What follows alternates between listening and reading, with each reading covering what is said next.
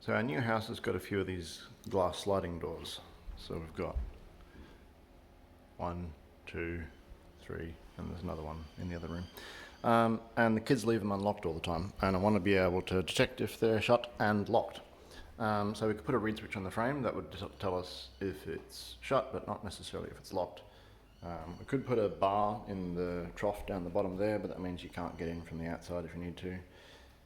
So this is the solution I've come up with, and it seems pretty robust. So we've got a couple of these cheap Acquira, I think, Xiaomi, Tuya, something, I don't know, Zigbee reed switches.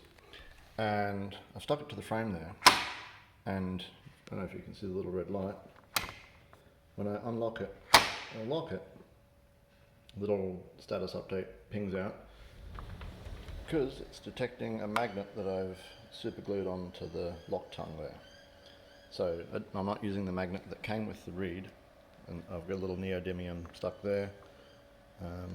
It does clunk around a lot, and magnets glued to metal tend to come off without much provocation, but I've prepped those surfaces as best I can with isopropanol and glued it on there, and got this situated in the right spot. It's got about a 5mm window up and down in which it works, and it's in the middle of that window, but works pretty well.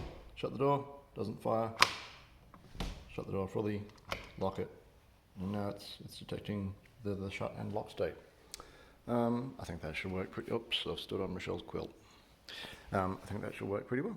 So I've got to order another couple of those reed switches. They're about $20, I think, but it's reporting through to Home Assistant, and should do the trick. Okay, bye.